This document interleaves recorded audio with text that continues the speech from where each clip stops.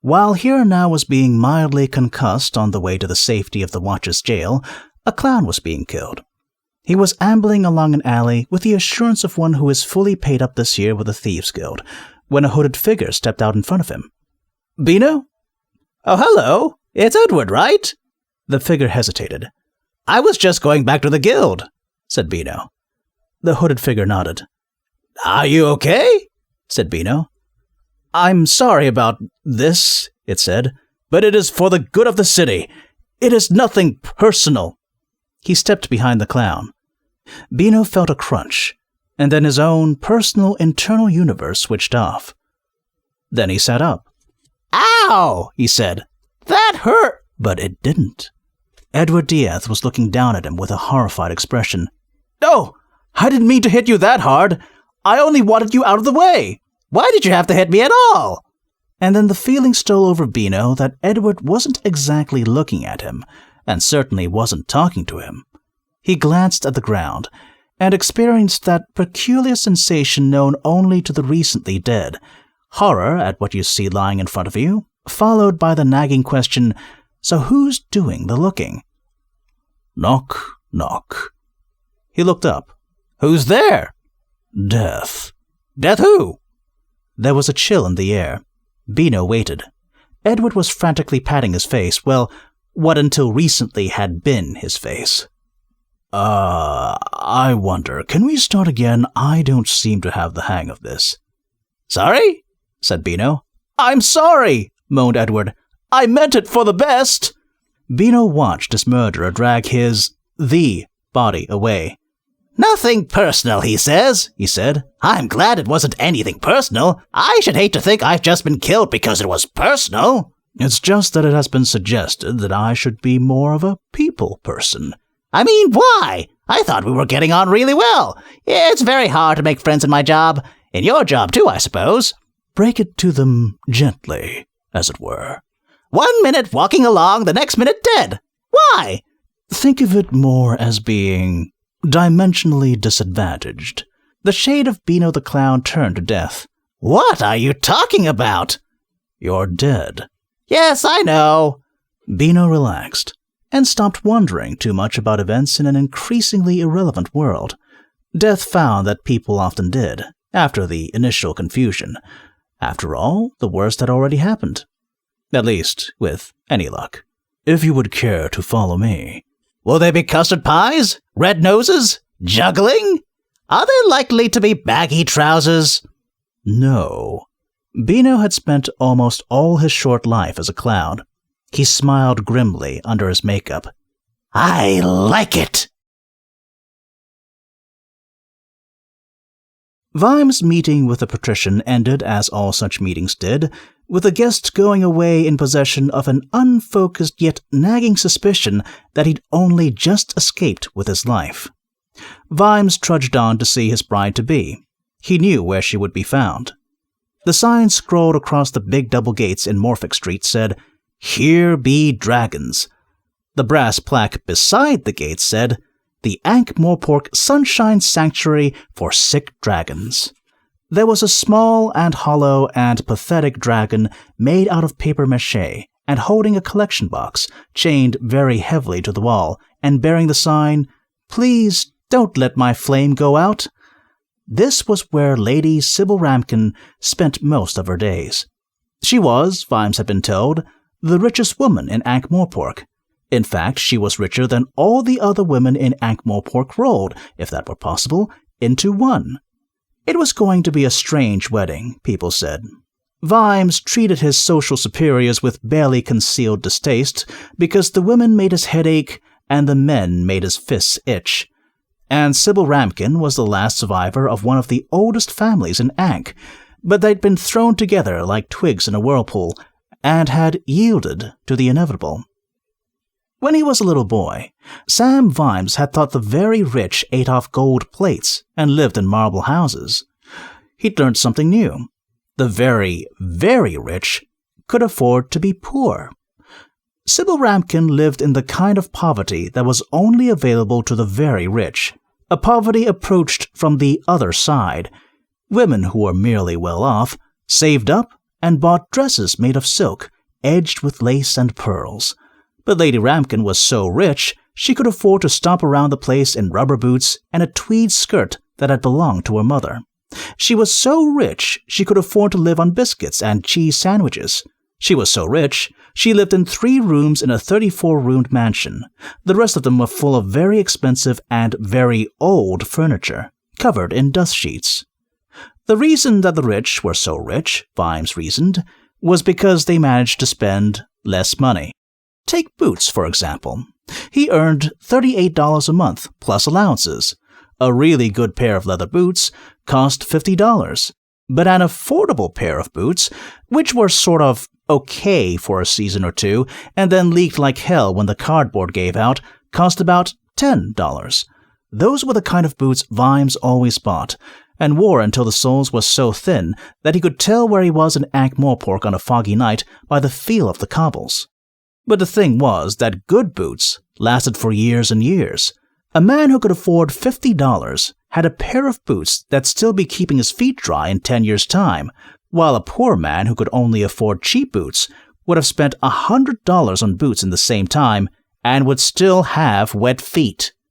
This was Captain Samuel Vimes' Boots theory of socio-economic unfairness. The point was that Sybil Ramkin hardly ever had to buy anything. The mansion was full of this big, solid furniture bought by her ancestors. It never wore out. She had whole boxes full of jewelry, which just seemed to have accumulated over the centuries. Vimes had seen a wine cellar that a regiment of speleologists could get so happily drunk in that they wouldn't mind that they'd got lost without trace. Lady Sybil Ramkin lived quite comfortably from day to day by spending, Vimes estimated, about half as much as he did, but she spent a lot more on dragons. The Sunshine Sanctuary for Sick Dragons was built with very, very thick walls and a very, very lightweight roof, an idiosyncrasy of architecture normally only found elsewhere in firework factories. And this is because the natural condition of the common swamp dragon is to be chronically ill, and the natural state of an unhealthy dragon is to be laminated across the walls, floor, and ceiling of whatever room it is in. A swamp dragon is a badly run, dangerously unstable chemical factory one step from disaster. One quite small step. It has been speculated that its habit of exploding violently when angry, excited, frightened, or merely plain bored is a developed survival trait, author's note, from the point of view of the species as a whole, not from the point of view of the dragon now landing in small pieces around the landscape. End author's note. A survival trait to discourage predators. Eat dragons, it proclaims, and you'll have a case of indigestion to which the term blast radius will be appropriate. Vimes, therefore, pushed the door open carefully. The smell of dragons engulfed him. It was an unusual smell, even by Ankh-Morpork standards. It put Vimes in mind of a pond that had been used to dump alchemical waste for several years and then drained. Small dragons whistled and yammered at him from pens on either side of the path. Several excited gusts of flame sizzled the hair on his bare shins. He found Sybil Ramkin with a couple of the miscellaneous young women in breeches who helped run the sanctuary. They were generally called Sarah or Emma, and all looked exactly the same to Vimes. They were struggling with what seemed to be an irate sack. She looked up as he approached. "Ha, here, Sam," she said. "Hold this, there's a lamb." The sack was thrust into his arms. At the same moment, a talon ripped out of the bottom of the sack and scraped down his breastplate in a spirited attempt to disembowel him. A spiky-eared head thrust its way out of the other end. 2 glowing red eyes focused on him briefly. A tooth-serrated mouth gaped open, and a gust of evil-smelling vapor washed over him. Lady Ramkin grabbed the lower jaw triumphantly and thrust the other arm up to the elbow down the little dragon's throat. "Got you!" She turned to Vimes, who was still rigid with shock. "Little devil wouldn't take his limestone tablet. Swallow! Swallow! There. Who's a good boy, then? You can let him go now." The sack slipped from Vimes' arms. "Bad case of flameless gripe," said Lady Ramkin. "Hope we've got it in time." The dragon ripped its way out of the sack and looked around for something to incinerate. Everyone tried to get out of the way. Then its eyes crossed, and it hiccuped. The limestone tablet pinged off the opposite wall. "Everybody down!" They leapt for such cover as was provided by a water trough and a pile of clinkers. The dragon hiccuped again, and looked puzzled. Then it exploded. They stuck their heads up when the smoke had cleared, and looked down at the sad little crater. Lady Ramkin took a handkerchief out of a pocket of her leather overall and blew her nose. "Silly little bugger," she said. "Oh well. How are you, Sam? Did you go see Havelock?" Vimes nodded. Never in his life, he thought, would he get used to the idea of the patrician of Ankh-Morpork having a first name, or that anyone could ever know him well enough to call him by it. "I've been thinking about this dinner tomorrow night," he said desperately. I really don't think I can." "Don't be silly," said Lady Ramkin. "You'll enjoy it. It's time you met the right people. You know that." He nodded mournfully. "We shall expect you up at the house at 8 o'clock then," she said. "And don't look like that.